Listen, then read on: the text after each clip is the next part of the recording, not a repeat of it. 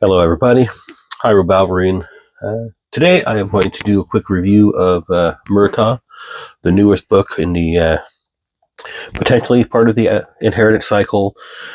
Might be its own small series in the world of Alagasia, but it definitely continues the story of Eragon and that 4-book cycle.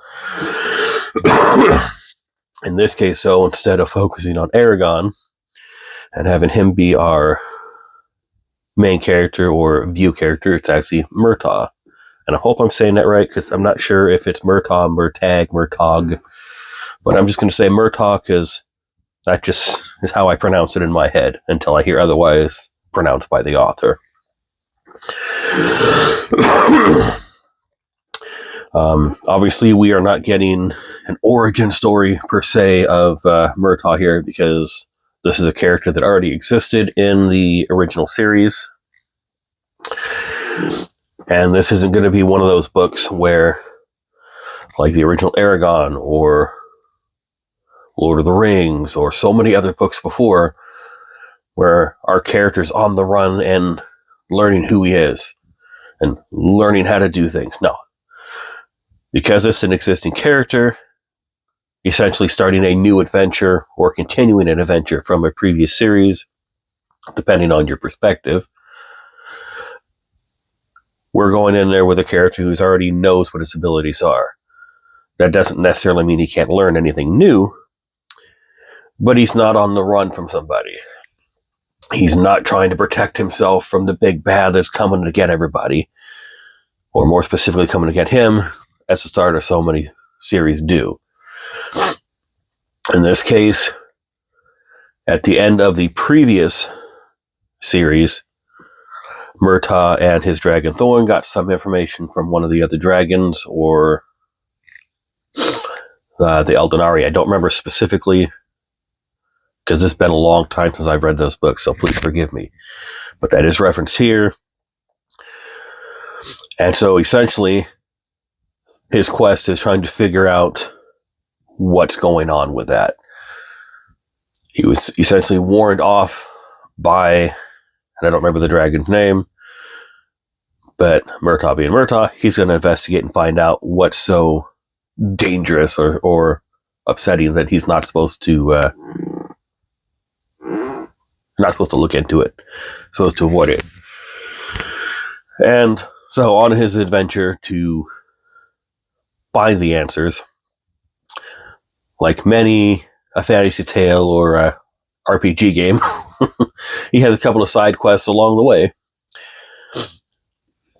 and eventually gets to where he needs to be. And again, I'm trying to be vague here because I don't want to spoil anything. But the best way I can describe this, and I'm not sure if that's even the best way to describe it, is it's not a grand adventure with a lot of action set pieces, and that's not a bad thing.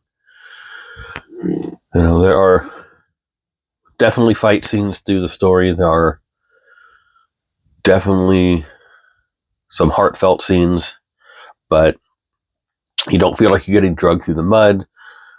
And I think part of that is because Murtagh is already an established character, so they don't have to work so hard at setting him up. You know, work through the story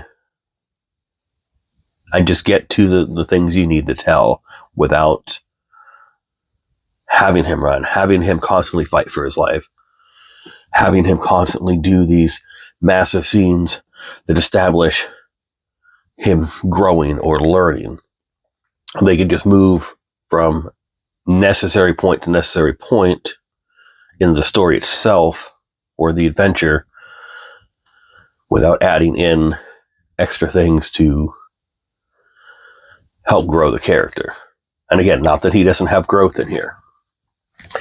Now, obviously, the specific edition I have here is the deluxe edition, so it's got that extra chapter or epilogue at the end.